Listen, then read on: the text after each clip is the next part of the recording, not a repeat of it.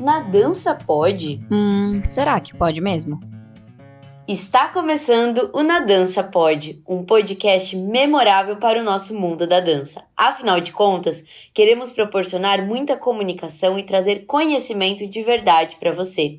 Prazer, eu sou a Giovana Pérez, bailarina profissional e comunicadora na dança e também host do podcast Na Dança Pode, junto com a Jaque. Eu sou a Jaque Coutinho, bailarina profissional e fisioterapeuta ortopédica e também host do Na Dança Pode, junto com a G. Vem que o podcast é nosso!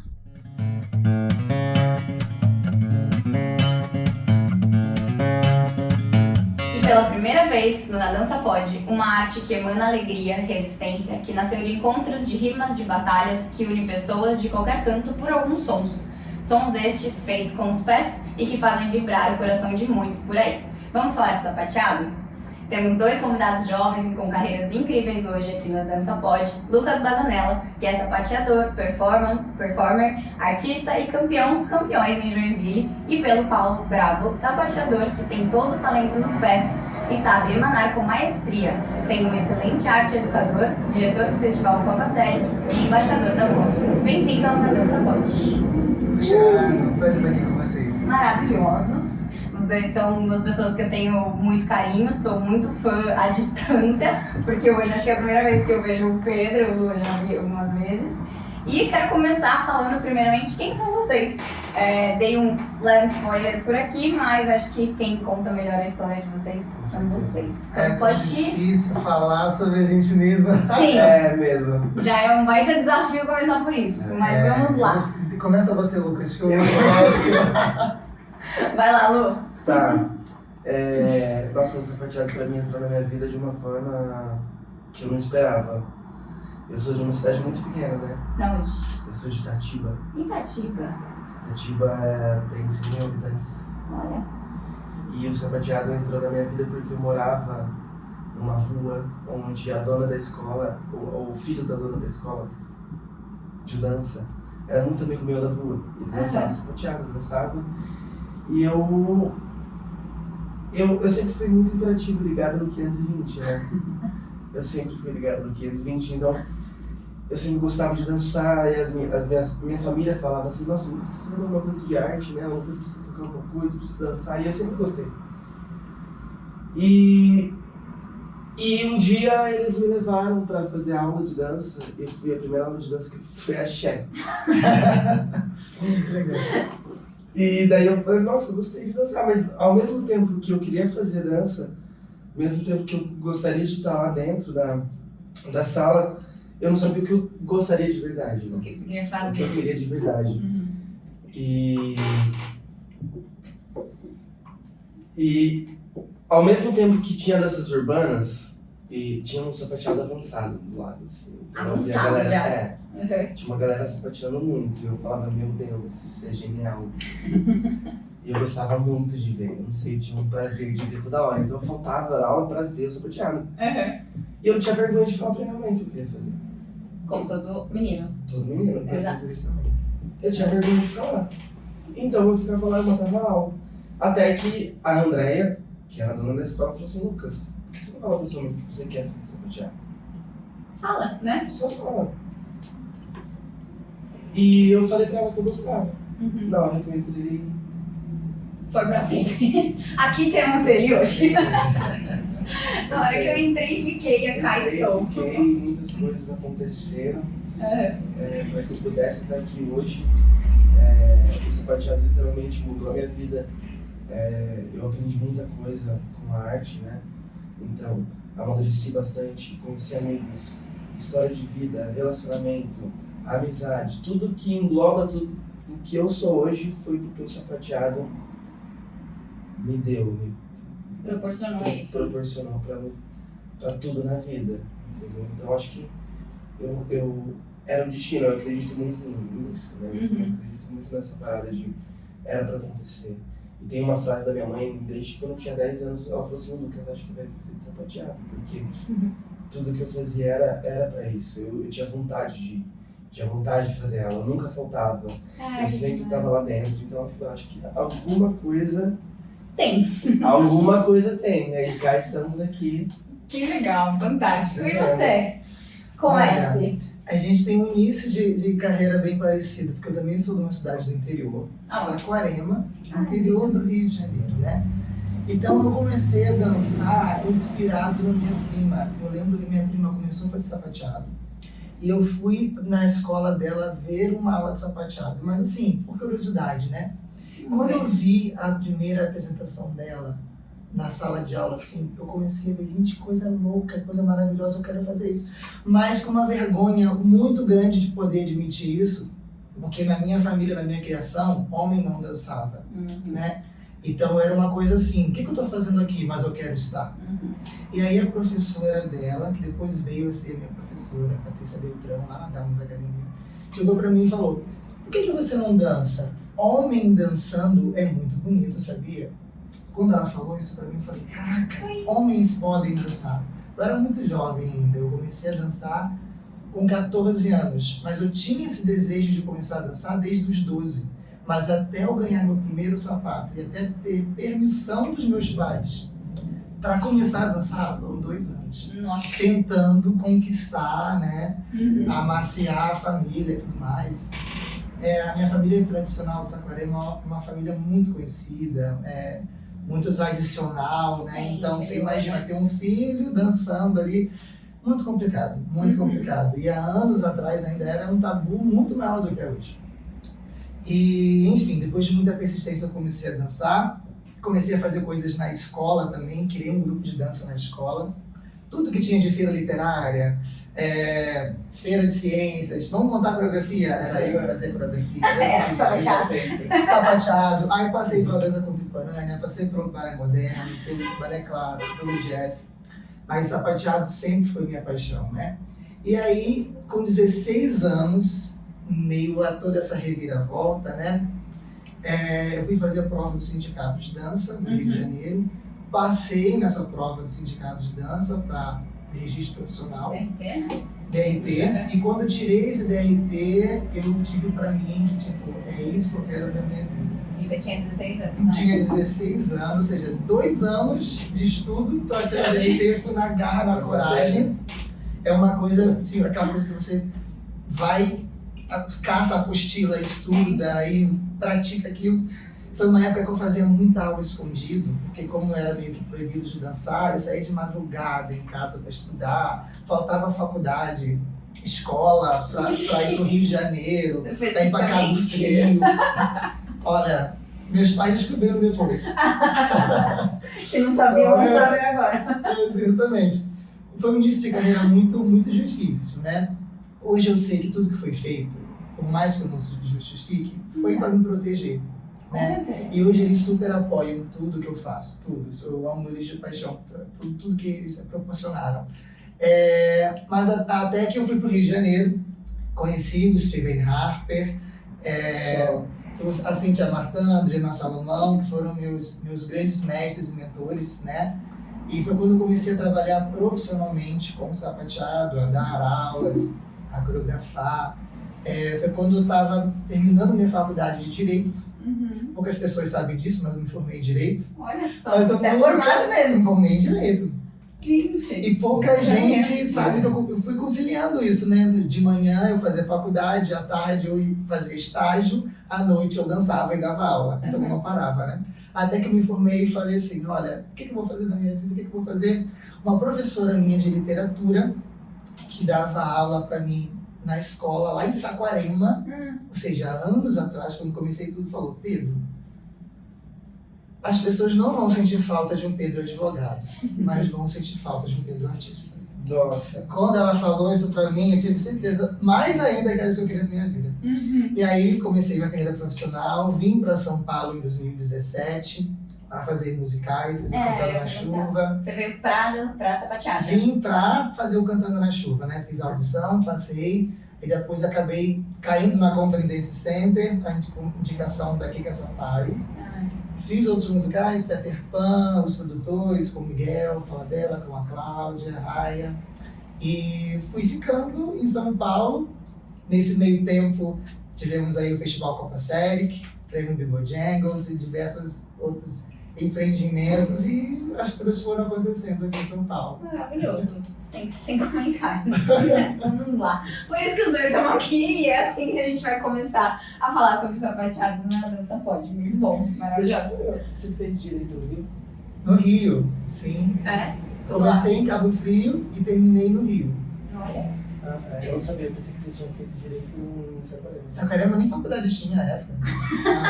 Eu falo que é de Guararema. De Guararema, isso mesmo. Saquarema. E agora, uma curiosidade, assim, muito que eu tenho, mas agora que vocês já contaram um pouco, é o porquê o sapateado. Vocês sentem que foram escolhidos para sapatear ou meio que aconteceu e vocês foram indo? Porque tem gente que escolhe isso, como é uma opção, né? E de você, o seu caso, por exemplo, você ficou maluco querendo aprender, o seu também, e tinha alguma coisa ali que fazia o coração de vocês, assim, falar, cara, isso aqui é muito legal, ou era uma coisa como um desafio de vocês quererem falar, como é que faz esse negócio com o pé, né? Porque no primeiro momento, você olha e fala, deve ser fácil. E aí você vai lá e tipo, não é. Eu comecei na bateria primeiro, né? Então acho que a minha facilidade rítmica. Sabia que você era... Eu sou baterista. Mas eu parei de. Nem sabia também. Também não. Eu tive banda até os meus 15, 16 anos. Eu tá explicado por que ele fica, por que ele é maravilhoso no ritmo. Então eu fiz bateria desde os meus 9 anos, 10 anos até 16. Até que eu fui pro Conservatório Carlos Gomes. Porque quando eu descobri, na minha cidade era muito pequena aquela, em questão de técnica de sapateado e questão de estudo mesmo. Então era uma escola que era muito iniciante em questão em si do sapateado, né? Eu não conhecia muitas referências. Eu fazia sapateado porque era uma dança popular, né? Sim. E eu gostava muito. Eu não sabia porquê, mas eu gostava muito. Uhum. Aquilo te fazia sair de casa, né? Sair de casa pra fazer... Era muito gostoso pra mim. E daí, depois que eu descobri o sapateado, o meio do sapateado, que eu vi lá dentro uma galera tenebrosa sapateando, eu falei, gente, isso aqui é... E acho que a facilidade rítmica minha, em questão da bateria, me valorizou ali dentro. Com certeza. E eu acho que também entra cara, o que eu sabia fazer com a mão, agora eu faço com os pés. E eu consigo juntar as duas coisas. É um instrumento, né? Totalmente. Eu falo pros alunos que é um instrumento. Se você coloca o sapateado no sapato ali, você já vai com o instrumento no pé. Com certeza. Eu acho isso muito, sempre achei. Porque você consegue fazer qualquer música. Literalmente. Sapatear é a bateria com o pé. Tem até algumas nomenclaturas que a gente se apropria, assim, né? No bom sentido, flam e outras coisas, né? Que isso é uma linguagem musical e uma linguagem de dança também, né? No meu caso, eu fiquei muito, muito encantado, porque, primeira vista, todo mundo que vê sapateado sem conhecer, fica com várias perguntas na cabeça. Sim. E eu sempre gostei de fazer coisas que coloquem uma interrogação. Sempre, sempre, sempre. Então, a primeira pessoa que olha aquilo no pé, primeiro, como que ele consegue fazer isso? Segundo, de onde vem esse som? E que coordenação é essa? Então, é uma coisa muito fascinante à primeira vista. Isso me encantou muito de poder fazer algo que fascina, que provoca dúvidas, né? E que é tão complexo, muito complexo. Ao longo dos anos eu fui gostando mais ainda pela pluralidade que ele é, porque você não só dança, como você faz música também, né? Então é uma dança para se ouvir e uma música para se ver. Eu acho que é uma das modalidades mais complexas, artisticamente falando assim, além de ser não só uma modalidade artística, né? É uma cultura. Quando você fala de sapateado, você está com tap dance, você está falando de ancestralidade, você está falando de música, você está falando de raízes, uma arte preta, negra, né? Que tem uma história incrível. E a gente precisa sempre levar isso adiante, juntando todo o lugar histórico, o lugar técnico, artístico e educacional do sapateado, não tem como não se encantar. É fascinante, é fascinante. É verdade. Eu fui sapateadora, pra quem não sabe, há alguns anos, não como os dois, mas brinquei muito de fazer música com os pés. E pra mim o que mais era legal, assim, Era de brincar com as minhas amigas, de tipo, ficar fazendo quem fazia mais som, sabe? Quem conseguia tirar mais barulhos diferentes. Era mais ou menos isso. Tipo, quem consegue rimar mais, por exemplo, sabe? E era o que mais pirava pra mim, porque a gente ficava horas fazendo uma de frente pra outra. Tipo, e você não para, você fica meio que viciado naquilo, igual droga, assim. Eu acho engraçado porque a gente vê muita identidade diferente, né? Total. Eu vejo muita. É muito massa. Porque você vê alguma pessoa sapateando, é totalmente diferente da outra. E é lindo de ver que é a mesma coisa, mas você vê a diferença, sabe, do artista. Sim. Eu sou completamente diferente dançando no bebê. Mas a gente já fez um vídeo junto, que bom! Ficou uma harmonia muito legal. A harmonia ficou maravilhosa. Demais. E é muito diferente mesmo. O que eu mais gosto também do sapateado é a inclusão que ele faz com diversos corpos, por exemplo. Na dança, isso é realmente sempre é muito difícil, né? E de incluir todo mundo, e o sapateado ele não tem. Ele acho que a dança, talvez pode ser que esteja equivocado, mas para mim uma das danças mais democráticas que existe. Para qualquer corpo, para qualquer cor, para qualquer gênero, para qualquer idade. Sim.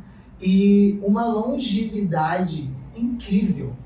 Você vê hoje, eu vou falar, Diane Walker fez aniversário ontem, Dia da Mulher.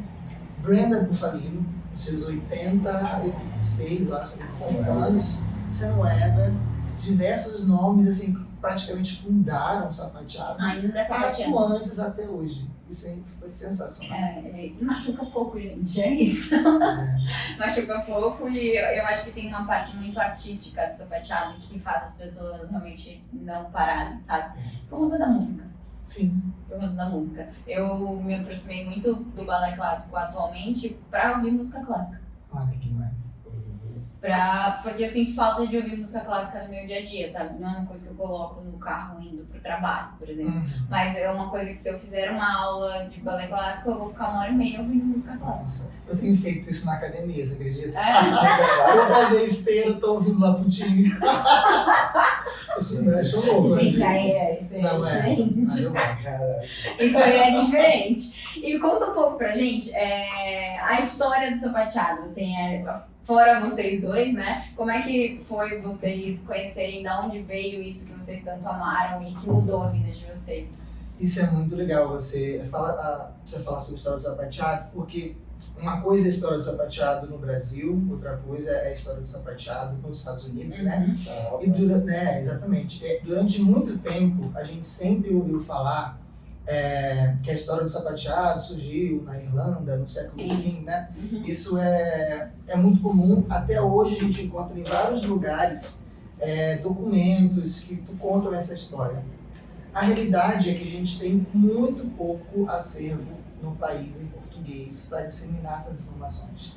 Mas essas informações já foram caídas por água abaixo, né? A gente tem falado e pregado cada vez mais da importância da gente falar a real história do sapateado, que é uma dança diaspórica, né? Não é uma dança que, ao contrário do que muitas pessoas imaginam, surgiu um glamour de Hollywood, no cinema, na Broadway, né? Maravilhoso, lindo, eu sou super fã. Sim. Mas é importante a gente saber que essa história, ela começa na África, com a troca de culturas entre irlandeses, entre africanos, ingleses, espanhóis, tudo isso lá nas diásporas para os Estados Unidos, né? E isso quando os Estados Unidos ainda nem era Estados Unidos, né? Era as 13 colônias britânicas, né? E no ambiente de trabalho, né? Essas trocas de dança, de música, de percussão eram muito presentes, né? E foi se construindo uma dança percussiva que depois de anos foi chamada Buck Dance e depois ganhou as chapinhas e virou Tap Dance, né? Até então tomar conta desse lugar de Hollywood que a gente vê hoje com mais facilidade. Porque, na verdade, o Hollywood transformou o sapateado em produto. Sim. Por isso que ele elitizado, né? Elitizado, branco. E fazer negócio também com aquela dança, né? Exato. Por isso que é muito mais fácil a gente ver o sapateado com essa imagem do que realmente ter acesso a essa raiz, a essa origem, né? E isso é para todas as artes, né? A gente tem um episódio aqui com a Marcela Bevenu e ela fala sobre o jazz, a mesma coisa. O jazz vem muito dos musicais, né? Broadway, não sei o quê. E, na verdade, a história do jazz ela é completamente outra, assim. O jazz, ele veio literalmente na mesma época. Exatamente. E é muito danças parecido. irmãos. É o que a gente chama de danças sociais, né? O jazz, o lindy hop, o Sim. sapateado, são danças sociais. Por isso, Até uma danças cultura, urbanas, né? danças urbanas, são danças irmãs. E o Lindy Hop, por exemplo, tem grandes associações de sapateado, né? Começando pelo xinxé. Exato! Eles andam assim, ó, tipo, muito similares. São Muito. irmãos. Eu brinco que o Lindy Hop, tem um amigo meu que dança muito, e eu falo que ele fica deslizando como se estivesse com a chapinha no pé, porque é um deslizar muito, assim, né? Que se colocar a chapinha, você faz um sapateado. Eu sou ali, muito fã de maravilhoso. Lindy Hop. Eu também. É Eu acho maravilhoso. que quem tem aqueles moves de dançar Lindy Hop pra mim, eu fico assim, cara. Eu acho demais, parece que eles estão sempre deslizando, assim, ó. E isso cai no lugar sensacional. Sabe por que eles são irmãos? Porque eles beberam da mesma fonte. Que fonte é essa? O jazz. O jazz. O jazz que construiu a cultura americana nos Estados Unidos. Toda. Tudo que você possa imaginar que foi desenvolvido nos Estados Unidos, Bem, entre eles, né, sapateado, o lindy hop e as danças sociais, as danças swings, né, que a gente chama, bebeu do jazz. Tudo que tá ali juntinho tem essa afinidade. Exato. E não é à toa que as jams nasceram disso, né? Os becos dos bares ali, né? Exato. Muito interessante. E as jams vêm disso e acaba indo pra todas as modalidades que se separaram ao longo dos anos, assim. Eu tô achando muito legal o podcast. Desculpa, precisava falar. Precisava falar. Posso fazer uma live já? Calma, não conta o conteúdo que a gente tá gravando. Calma aí. Boa, fantástico isso, muito bom. E conta um pouco pra gente por que vocês resolveram ensinar. Porque é completamente diferente, né? Ser sapateador e ser professor, lecionar e educar alguém dentro dessa cultura, né? Do sapateado em si. Hoje você dá aula, né? Na Conference só ou em outro lugar? A maior parte das minhas aulas são na Conference Center, tô lá quase todo dia, eu falo que é a minha primeira casa, a segunda eu já durmo. Segunda eu durmo. Exato. Você também? Mas você dá onde hoje? Eu dou aula em 3, 4 escolas. Nossa Senhora, Jesus. Mas a minha casa em si, onde eu construí a minha carreira inteira, foi no Clagno Estúdio de Dança. Tá. E aqui é por onde você dança normalmente, né? Por onde eu estou. Tá. A gente não para também, né? Final de semana a gente tá aqui, tá lá, É. aí viaja, dá curso, aí volta, tá Demais. workshop. E como é que foi isso tudo, assim, do ensinar? Vocês perceberam que vocês chegaram num patamar de sapateado onde vocês não conseguiam aprender com mais ninguém? Ou apesar de que a gente sempre consegue consumir como pessoas? Ou vocês foram convidados para dar aula? Ou vocês falaram, nossa, acho que eu quero passar essa arte que eu sei para outras pessoas, porque, né, conteúdo compartilhado é sempre melhor. Da onde que veio essa coceirinha do ensinar, né?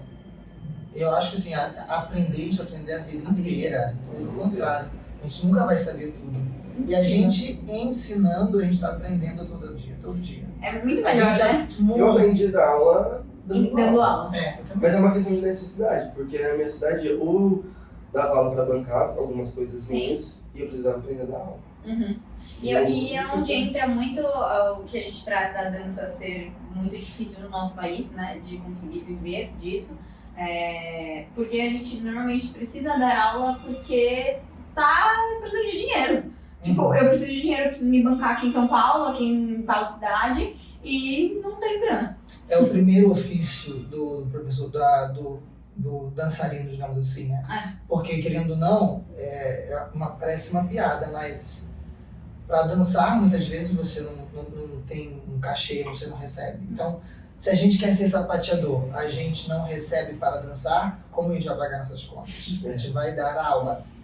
É o primeiro caminho, né? É o caminho mais direto, mais óbvio, né? Mas a realidade é que a gente tem que ir fazendo as nossas oportunidades. A gente tem que fazer o nosso mercado, né? Mas esse é um outro tópico. Quando eu comecei a dar aula, eu dei aula assim que eu tirei DRT. Então eu comecei a dar aula muito despreparado, muito no feeling, acertando e errando, aprendendo errando, sabe? Até que a maturidade, a experiência foi acabando dando para mim um feedback do que funciona, o que não funciona, como entender o aluno, como entender o tempo dele, como lidar com as frustrações, como passar um passo, como planejar uma aula, como escolher música. Isso demorou muito tempo. Isso é uma curiosidade minha, acho que de todo mundo, talvez que não é no meio do sapateado, se existem metodologias de sapateado educacionais, assim, se tem alguma coisa batida, sabe, de precisa ser assim, você precisa ensinar um tap, um dig, um toe, sei lá, antes de ensinar outras coisas. Tem várias metodologias, né? E tem nomenclaturas, assim? Ou... Tem. Isso é o mais legal. Isso é o mais legal. Porque tem muitas. Porque Tem várias e todo mundo acaba no mesmo. aí tu vai falar, aí que chega o ponto que vai fazer um link lá que a gente falou lá atrás. Sapateado é uma dança vernacular. Uma dança que nasceu do povo e foi sendo transmitido de geração a geração, né? Então ele é muito aberto, ele é muito informal. Muito informal. Diferente do balé clássico, por exemplo, que teve Mariano Bruneiro vindo para cá, trazendo uma doutrina, tudo isso, né? Mais formatada. Sapateado não nasceu assim. Ele foi sendo muitas vezes passado quando as pessoas olhando assim, aprendendo a copia aqui, papapá, faz, né? Sim. Anos depois, lá nos anos 70, por aí, que começou-se a criar algo mais formatado de ensino do sapateado. E aí veio várias metodologias de ensino. Mas cada metodologia foca em uma coisa, né? Cada escola de ensino tem uma forma diferente de olhar para isso, né? É muito rico. A gente tem nomenclatura, a gente estava conversando isso ontem. Eu postei um vídeo nos stories com um passo, né, que eu postei como um shibop, que é um passo meio aéreo, assim, que você passa com calcanhar. Mas isso não é heel slide? Heel slide, conheço como heel slide. Sim. Também já ouvi falar em scuffle, também já ouvi falar como trick. Scuffle. Tem vários nomes diferentes, mas às vezes uma única coisa, cada região chama de uma coisa, né? Tem passo que não tem nome. Tem passo que tem o mesmo nome, mas com grafias diferentes. É muito, muito aberto, assim, sabe? E tem nomes essas metodologias, não? Tipo de pessoas? A gente tem várias metodologias. Aqui no Brasil a gente tem a metodologia da Marquina, que trabalha com traditional tap, né? Tem a cartilha do tap, da Susan Baskerville, que trabalha sapateado lúdico, muito pautado no connotation do Stanley Carr, né? Que é uma forma de escrita do sapateado também, sensacional. Tem outras metodologias, eu tenho desenvolvido a minha metodologia. Olha! Mas que é uma coisa de outro mundo. Ele fala bonito, né, Ah. gente? Só um comentário. Eu adoro. aqui. Eu adoro. Várias palavras difíceis. Eu tô Mas as pra- pessoas têm que procurar. Desculpa, gente.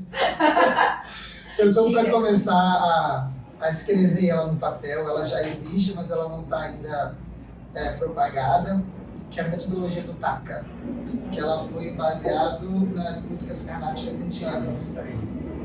Que lá na música carnática do sul da Índia, eles usam uma ferramenta incrível de linguagem rítmica, que é o Konakol. Eles usam sílabas para reproduzir os sons dos tambores. Então é uma forma diferentíssima de você ver música como você vê aqui no Ocidente, né? Aqui você vê Dó, Ré, Mi, Fá, Sol, Lá, Si, lá eles vêem tac, tac, tac, tac, tac, tac, tac. É diferente, né? Meu amor, assim. E eu comecei a criar E é muito metodologia. instintivo do sapateado a gente acabar fazendo isso. Muito, usar De forma Solfejar, instintiva. solfejar. Completamente, tipo, tacaracata, tipo, você vai fazendo. Eu, às vezes, crio falando. Sim. Tipo, você vai pensando, tá falando, e na Às sua vezes, cabeça você sabe o que seu pai vai fazer. Às vezes vem isso. Porque a criação rítmica começa aqui, né? É. É que nem improvisação. Começa aqui, depois joga pro sério. Vem tudo na cabeça, não tem jeito.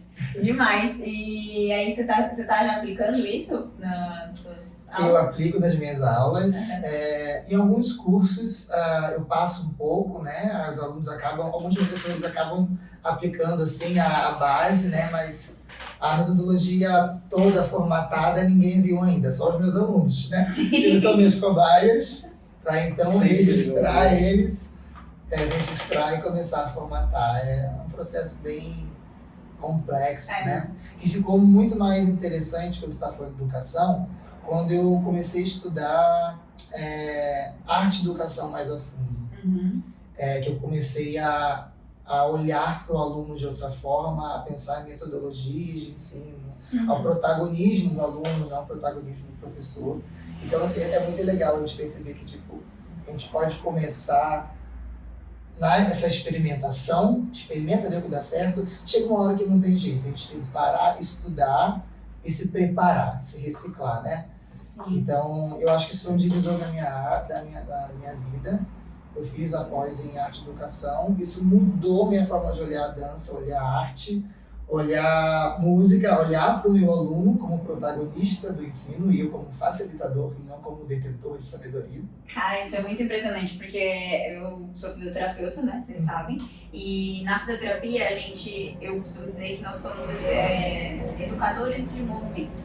A gente não ensina, eu não reabilito um joelho, eu te ensino a usar ele de novo na condição que ele se apresenta hoje. Então é mais ou menos isso, entendeu? Então, sei lá, fez uma cirurgia e aí a pessoa vai ficar com dificuldade, talvez por um momento, depois de um tempo vai cessar, mas a fisioterapia pra mim é exatamente isso. E pra mim casou muito quando eu dançava e que eu comecei a estudar fisioterapia e eu falava assim, gente, reabilitar é você ensinar a pessoa a viver se movimentando daquela forma de novo, sabe? E como eu sempre dei aula de balé, eu sempre ensinava a pessoa a se movimentar naquela condição que era o clássico. Se fosse com o sapateado, você ia ensinar a movimentação do sapateado. Na fisioterapia, é ensinar a movimentação do corpo humano, assim. Sabe? Então, pra mim, foi muito... Quando eu tive essa percepção, eu falei, nossa, é muito fácil. Tipo, calma, vamos lá. É só eu fazer isso, do que ficar naquele processo de vamos reabilitar um joelho. E não uma pessoa que está com o joelho machucado. Isso você falou da fisioterapia, e tem um gancho com a dança completamente. A Márcia Strazacapa, que é uma estudiosa do movimento sensacional, ela fala uma coisa que eu sigo à risca. Toda educação é educação do corpo. Uhum. Toda educação do corpo é educação para o movimento. Educação para o movimento ou para o não movimento. Uhum. Como você está educando o seu aluno, sua criança, enfim, né, com alguém? Você está preparando ela em sala de aula para se movimentar ou para não se movimentar? Todas as duas é uma forma de educação. A diferença é que tipo de pessoas a gente está querendo formar. Pessoas educadas para o movimento ou para o não movimento. Isso é muito legal. Cuidado, né? Muito. E isso é muito legal, assim, porque eu vejo esse link muito grande com reabilitar pessoas. E hoje, na maioria dos tratamentos, é movimento. Deixa eu ver uma pergunta, você é fisioterapeuta mais a fundo.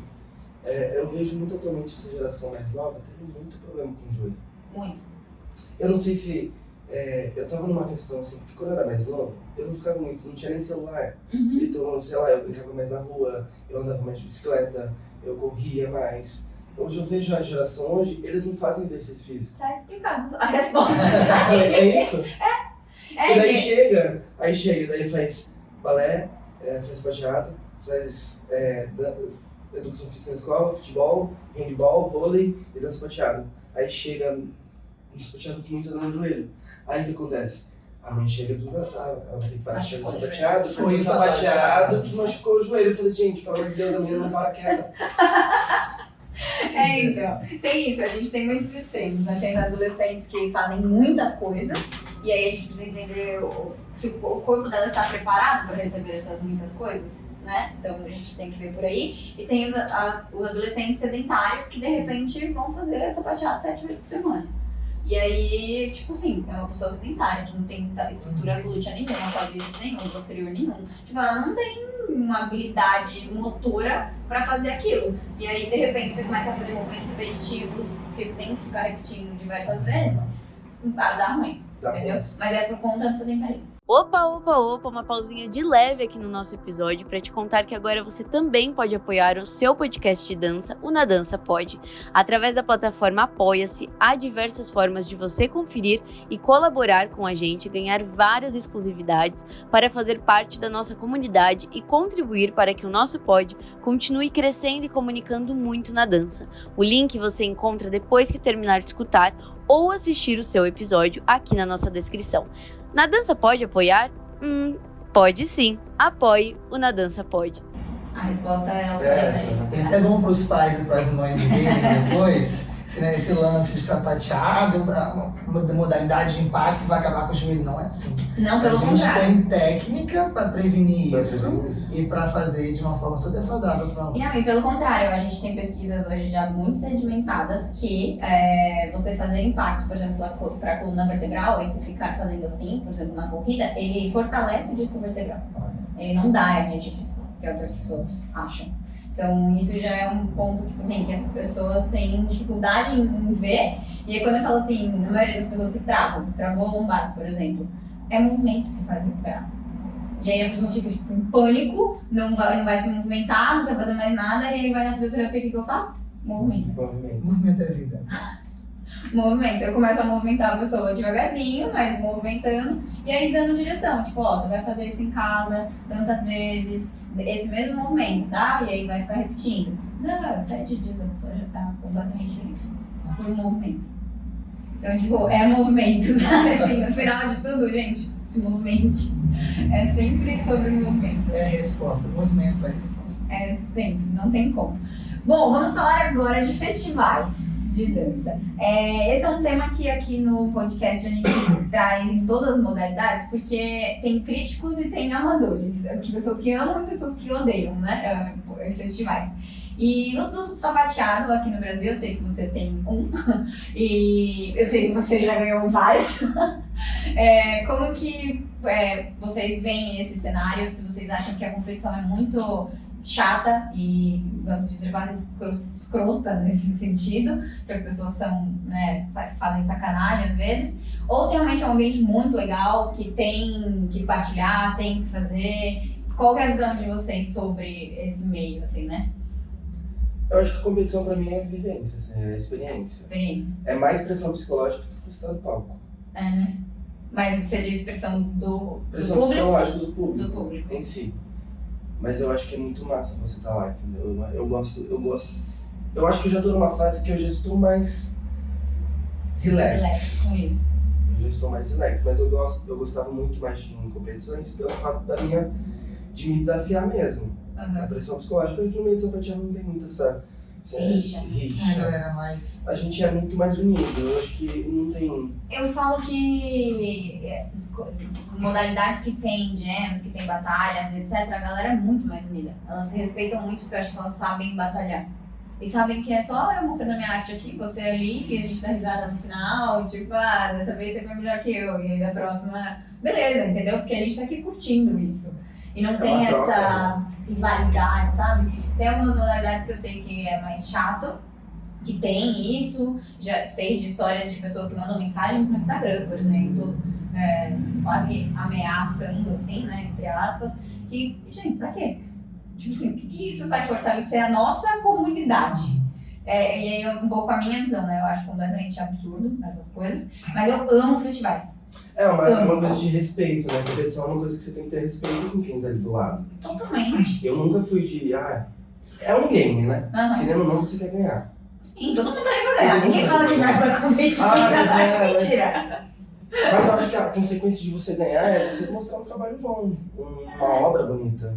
Não, e é às algo vezes... que surpreende o público. Eu sempre fui muito de fazer uma parada gigante, assim, mas... Para as pessoas verem. Porque eu gosto disso. Eu gosto de fazer algo que surpreenda. É o meu jeito de me expressar. Então, a sua arte se expressa dessa forma. Dessa forma. Então, não algo competitivo. A gente tá ali, a gente respeita um outro dentro de uma competição, mas não aquele negócio que eu vejo muito no balé acontecer, até no sapateado, até já aconteceu comigo de falar isso na coxinha e Bazanel, tá preparado para o Léa hoje? Gente, perde totalmente o sentido. Ai, gente. Então. É o isso sentido da arte. Sobe no palco pra quê? Pra competir ou pra você fazer uma troca com o público ali pra mostrar o seu trabalho? Exato. Tipo, pra mostrar como você se expressa. Por exemplo, ele se expressa fazendo coisas grandiosas. Lindo, maravilhoso. E eu me expresso mais na minha, mas também tô me expressando aqui. Lindo, maravilhoso também. Nossa, me desestabilizei quando eu vi. Eu imagino. Entra um lugar difícil que... Uma coisa é tipo um festival competitivo, outra coisa é o festival não competitivo, uma workshop, né? Tem vários lugares. Nesse lugar de festival competitivo, eu acho que uma maturidade faz toda a diferença. A primeira vez que você participa de um festival é diferente da última vez, né? A modalidade eu acho que pode influenciar muito. Os jurados que estão lá podem influenciar mais ainda, apesar de ser um lugar muito difícil e delicado, porque como eu vou julgar uma obra artística? Como eu vou dizer que uma obra artística é melhor que a outra? É muito difícil. Que lugar é esse que alguém pode julgar uma obra artística como melhor ou pior? É um lugar muito difícil. Mas, então, é mais... Eu gosto de olhar o jurado como não um julgador, mas como um comentarista colocando a sua experiência, o seu olhar sobre o que ele está vendo. Né? Mas nem sempre a gente vê isso. Isso pode estimular ou pode destruir alguém que está numa competição. Totalmente. Eu sou muito a favor desse perfil de competição, de festival que seja mais saudável, mas eu gosto muito mais dos festivais que tenha intercâmbio de aula, de apresentação, de fora. Que é o Copa Série, que é o caso do Copa Série, de outros festivais que a gente tem aqui no país também, Tap in Rio, Encontro dos Ritmos, festivais incríveis, que conseguem trazer esse intercâmbio. Em uma semana, um fim de semana, os alunos saem extasiados com tanto vocabulário novo, linguagem. É sensacional. Porque eu acho que isso soma, né? E quando tira esse ambiente competitivo em si, né? O festival competitivo, você meio que deixa até de ver a arte da pessoa e vai ver o que ela vai errar. Você fica procurando erro. Eu vejo muitas pessoas fazendo isso em festivais competitivos, falando assim, que hora que ele vai errar, que hora vai sair do ritmo, que hora que vai falhar isso, o som vai sair mais baixo. Sabe? Tipo, esperando dar alguma coisa errada, assim. E quando tá nesse ambiente que não é competitivo, e às vezes são as mesmas pessoas. É uma troca. E aí você fala assim, cara, você sabe fazer um negócio que eu não sei, deixa eu ficar aqui do seu lado, sabe? Pra ver se eu consigo. E às vezes você não vai conseguir, e beleza também. Eu falo assim, cara, realmente, ele é muito bom. E eu acho que essa é a dificuldade que as pessoas têm num festival de olhar pro outro e falar assim, puta, ele é muito bom.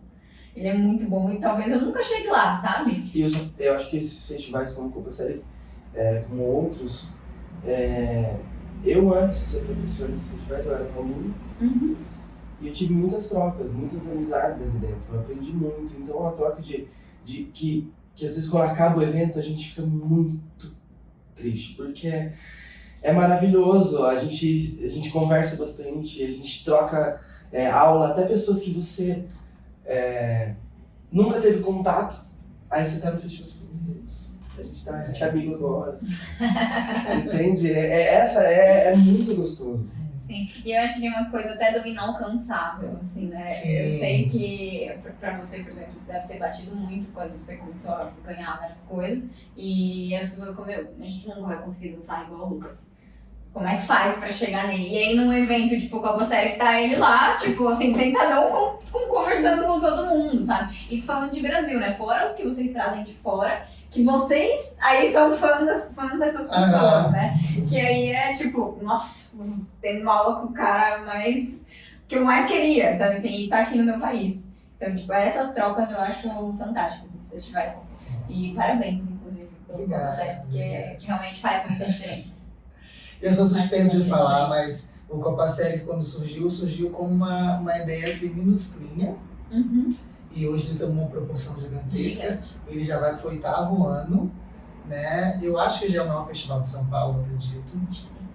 Muita gente envolvida, muito profissional envolvido. O Sapatep ainda existe? Existe, o Dudu e do Marcelo, né?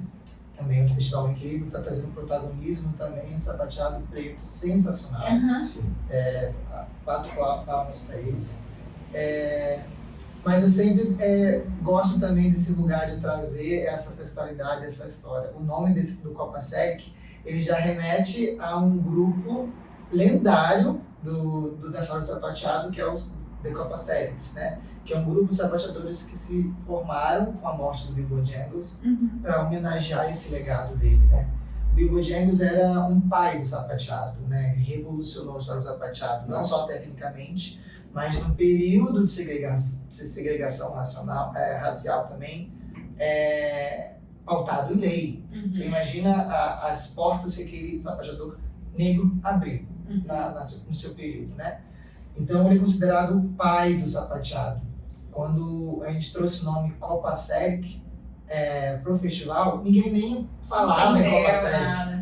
É muito legal ver como hoje muitas pessoas abordam, o Bojangles abordam a Copa Selic, né? E como é importante trazer essa história para um intercâmbio também, Com né? certeza. Trazer a parte histórica, é sensacional. Demais, eu ia perguntar o nome e aí ele já falou, achei ótimo. E já saiu a pergunta Bem junto. disso, Copa Selic. Se eu traduzir a expressão que o Bojangles falava, Everything's Copa Selic, é como se fosse tudo legal, tudo jóia. Tudo bem. É uma gíria dele. E aí, que é o que a gente gostaria que fosse, né? Que o festival seja e tudo Exato. assim. Fantástico, demais. Bom, agora a gente vai para um momento, que é um momento mais down do podcast, que é o momento no camarim. Que é quando apagam as luzes, fecha a porta e você fala assim, nossa, que aonde estou hoje, sabe? Ou algum momento que tenha tudo ido por água abaixo e vocês acharam que, putz, talvez eu vá desistir disso agora, tá? Então, eu queria que vocês me contassem, pode começar a Lu. Eu sei que você teve uma situação bem tensa que aconteceu contigo quando você tentou ir pra fora, né, do nosso país. E se vocês tiverem outras situações também pode trazer, mas era aquele momento quando estou sozinho. O que acontece quando fecham as portas? Lu, conta pra gente.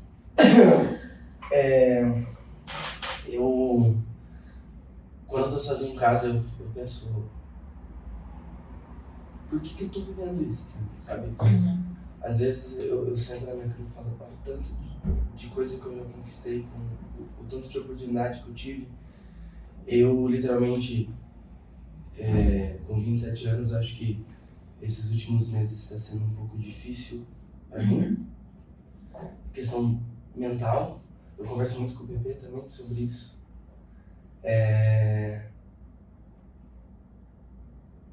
Eu tenho um lugar meu muito inseguro, mesmo que eu não transpareça isso, eu tenho.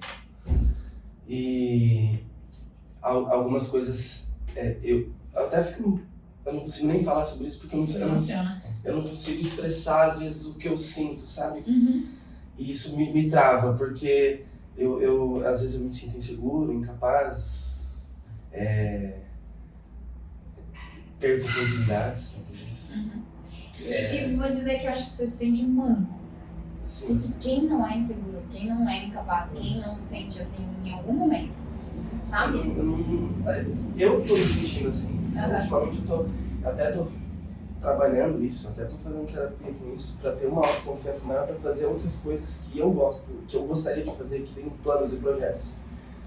Mas eu preciso cuidar da minha cabeça. Sim, com certeza. Né? Porque eu acho que eu tava no Rio agora no Tempo Carioca, que é um festival também, foi a primeira edição no Rio de Janeiro. Foi maravilhoso. Pedro, Paulo, foi maravilhoso. Vamos conversar sobre. Precisamos conversar sobre. Até falaram, né? A gente entrou nesse assunto também com pessoas que são amigas minhas e falou assim, você tem a noção e a proporção do seu nome hoje? Sim. Você tem a noção de onde você tá? Às vezes eu não tenho. Isso às vezes me frustra. Meio frustrante. Meio frustrante. E chega momentos de desistência, de pensar em desistir, sabe? Eu não sei muito explicar ainda, às vezes eu tô meio compreendendo tudo que tá acontecendo. Eu converso muito com a minha mãe sobre isso. Muitas coisas rolaram na minha vida, ruins pra estar onde eu tô hoje. A questão de Los Angeles é uma coisa que bate muito na minha cabeça. Sim. Eu ajudo muito a mim. Coisas que eu não falei nem ao vivo o que aconteceu lá, coisas que só eu sei o que aconteceu. Uma barra, né? Não foi algo simples, né, que aconteceu. Foi realmente algo bem absurdo, assim. Foi absurdo. Muito absurdo. Mas eu acho que nessas horas, assim, a gente se torna bem humano e se iguala aos nossos alunos ou pessoas que estão aprendendo com a gente, sabe? E isso aproxima muitas vezes. Você se aproxima de pessoas que você fala assim, cara, realmente eu tô no mesmo patamar que essas pessoas, assim, no final somos pessoas. Todo mundo. No final são sobre pessoas, para pessoas, com pessoas e estamos falando de pessoas, assim, sabe? Então a gente ter esses momentos de baixa nos colocam às vezes num lugar que você fala assim, sim, ainda não tenho noção de quem sou eu hoje, né? De quão meu nome é referência, no seu caso, hoje. Talvez você nem vá ter. Não. E aí você passa a perguntar assim, também, mas pra que eu preciso saber o quanto eu sou hoje? Eu só vou continuar fazendo o que eu gosto. Eu sou muito perfeccionista, às vezes, uma parte de me cobrar demais. Será que eu tô fazendo certo? Será que eu tô falando certo? Será que eu preciso fazer isso? É uma obrigação minha, eu sou muito assim. O Pedro me dá esporro toda vez.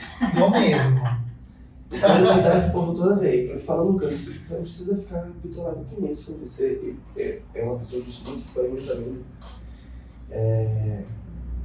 E me amadurece, sabe? As minhas coisas, eu sempre tento Pé no chão, assim, muitas coisas. Então acho que eu tô passando por um processo, esses meus 27 anos tá sendo muito difíceis no jogo. difíceis. Bom.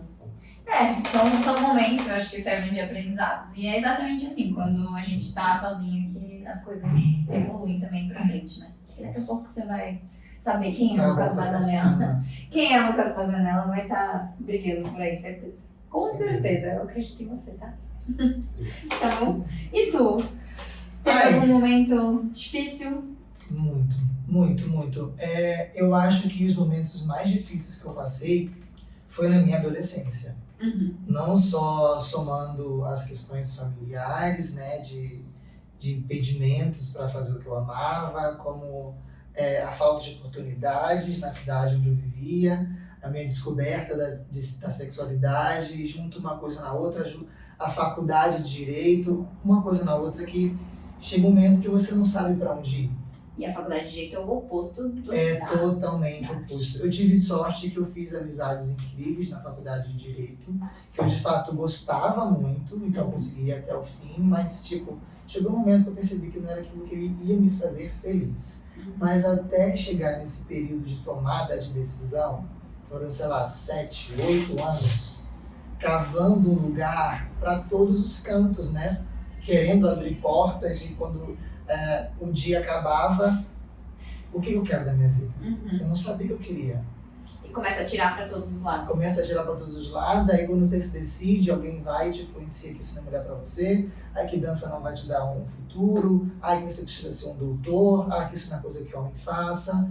E até eu ter uma maturidade para perceber que eu sou dono do meu próprio destino, demorou muito. Eu acho que o pior momento da minha vida foi quando eu decidi largar tudo para me dedicar à dança. Foi quando eu acabei a faculdade de Direito, eu estava desempregado, sem nada, eu falei, eu vou viver de dança. O maior sonho da minha vida era viver da dança. Era o maior sonho da minha vida e o mais difícil. Porque você escolhe arte, já é difícil. Você escolhe dança, é mais difícil. Você escolhe sapateado, mais difícil ainda. Então eu acho que foi a decisão mais difícil da minha vida. Que eu estava no Rio de Janeiro, eu tive que dar aula em 5, 6 lugares para conseguir pagar o meu aluguel, sabe? Nossa. É uma coisa assim absurda. E aí quando eu vim para São Paulo, as coisas começaram a dar certo. Mas foi uma estrada, nossa. E as pessoas, a ponta do iceberg, né? É, ponto isso. do iceberg. As pessoas não têm dimensão desse caminho. Exato. E é um pouco disso que eu gosto de falar dessas coisas, sabe? Porque a gente vê internet hoje em dia, né? Muito fácil de ver o sucesso de todo mundo, de ver ganhando prêmios e de ver com um festival grande hoje. Tá, mas, gente, é uma pessoa ali. É uma pessoa, essa pessoa tem uma vida, o que aconteceu, né, por onde passou. E normalmente é isso, a arte, aí dança, aí sapateado. Eu tive muito problema com meu pai, né? Já não é fácil, Desde sempre. Desde sempre. A minha vida assim sempre foi, não um sofrimento, mas sempre teve algumas turbulências grandes. Meus pais são separados, minha mãe, quando me teve, eu tinha 16 anos. Nossa, era bem nova mesmo. Então minha mãe e meu pai, a família do meu pai é muito tradicional brasileira, e meu pai tinha 28 na época, e ele queria, a família do meu pai queria que minha mãe casasse com a minha mãe. Mas minha mãe não queria, minha mãe queria fazer faculdade. Ela queria fazer letras. E do nada ela ficou grávida. Eu estou aqui. E a família da minha mãe sempre me apoiou na dança.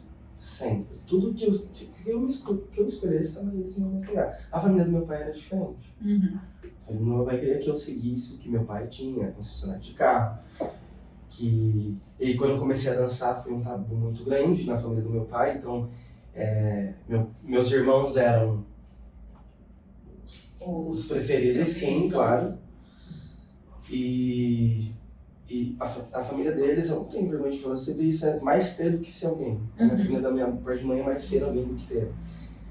Então foi muito difícil essa temporada, porque às vezes eu ia mal na escola porque eu fazia conservatório de música e dança. Então eu repetia de ano, repetia 2 vezes, entendeu?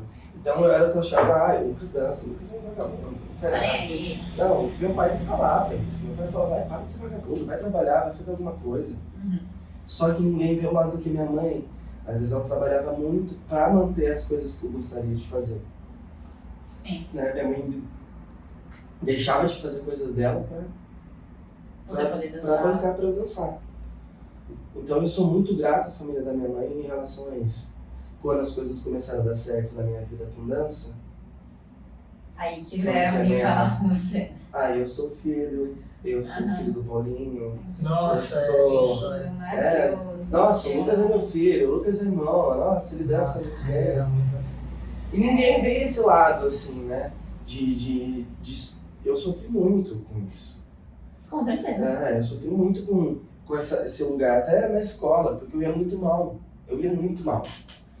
Mas eu sabia que eu não estava no lugar certo. E aí a gente já entra numa outra questão que é sobre a educação no Brasil e sobre um sistema educacional que não puxa as habilidades das pessoas, de fato, né? Então aí já entra um outro nível que a gente não consegue nem... Que não naturalmente se torna uma posição, uma obrigação de eu ganhar alguma coisa, entendeu? Na minha cabeça, eu tenho que ganhar isso pra mostrar para as pessoas que tá dando certo.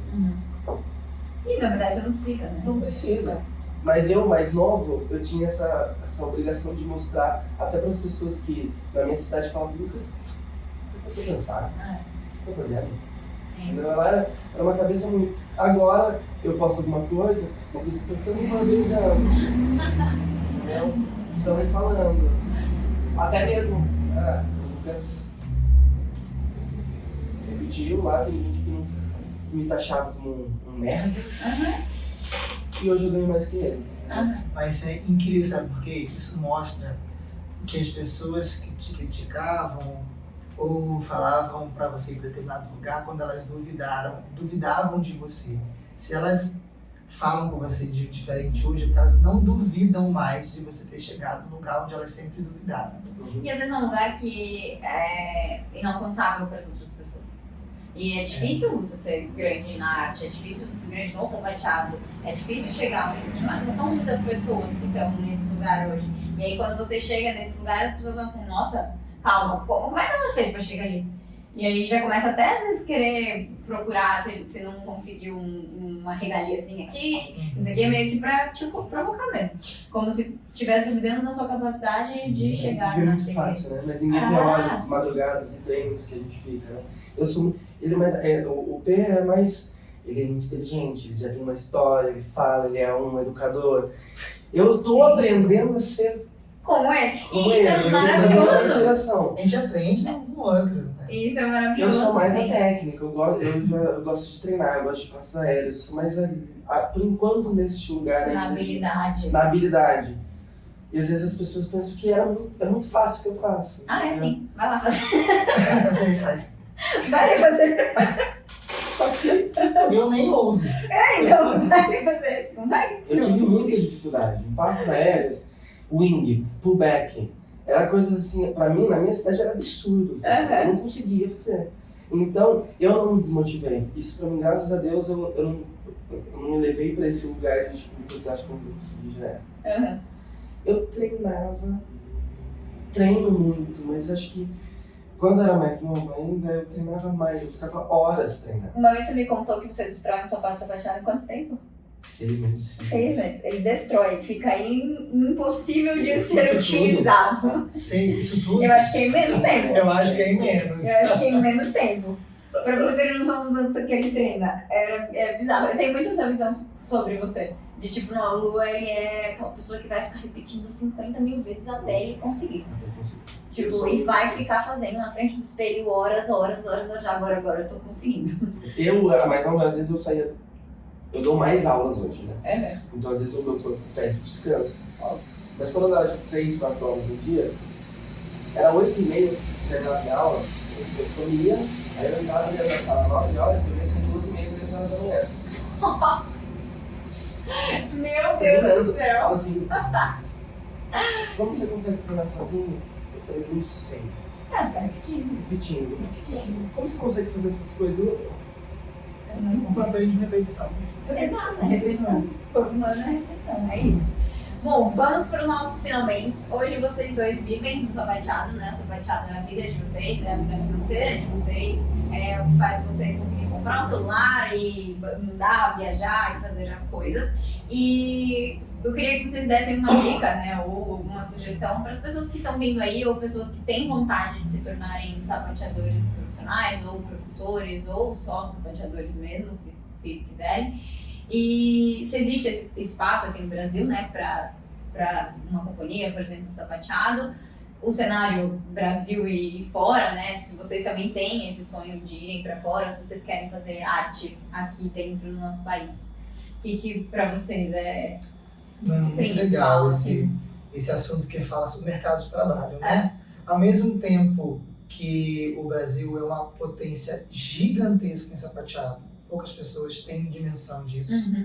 A gente tem que parar às vezes para pensar, tá, mas onde está o mercado? Então ele existe, mas onde que está? Ou existe, mas não existe. Porque a gente tem muito sapateador, a gente tem muito profissional qualificado. Lá fora, o que mais tem são brasileiros incríveis e nas maiores companhias de dança dos Estados Unidos e por aí vai.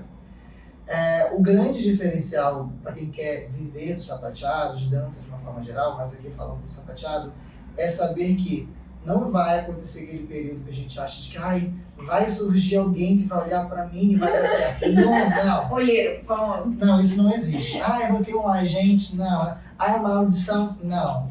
Infelizmente, para você ter um lugar no sapateado, enfim, você precisa criar suas oportunidades.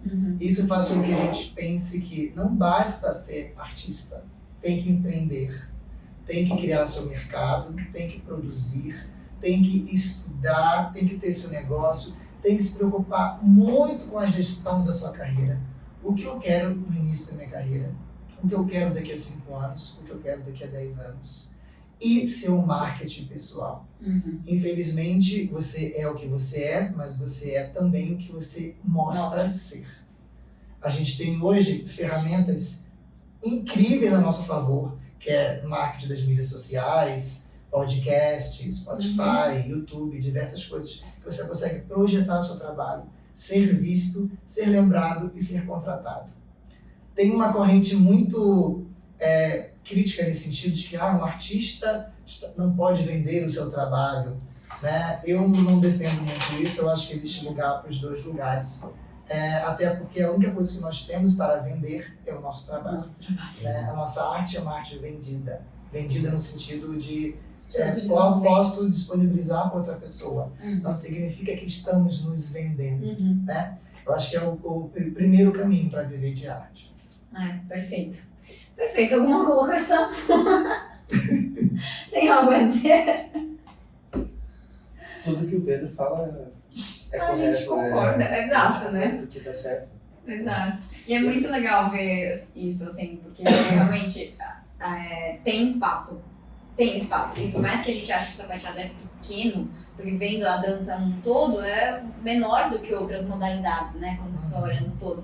E aí, na verdade, não. Ele mesmo sendo pequeno, entre aspas, ele é gigante, tem muito mercado. E é muito isso, né? Quando a gente vê grandes companhias fora, tem pessoas do Brasil.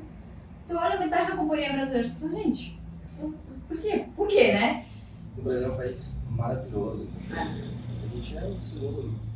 Comunidade, né? Eu falo que nós somos o segundo maior. Sapateado? A potência que nós temos. Jura? Estados Unidos, Espanha, Brasil, Japão. são polos assim fenomenais. O problema do Brasil é que o sapateado ainda está no aquário. O sapateado se mostra para outros sapateadores. O sapateado não chega no público leigo. Quando chega, ele chega estereotipado. E as pessoas não têm dimensão do lugar que ele pode ocupar. O meu Instagram, assim, de forma literal, foi um divisor de águas, né? A minha autoconfiança de postar as minhas paradas e não ter medo de mostrar como eu danço foi um meu divisor de águas, assim.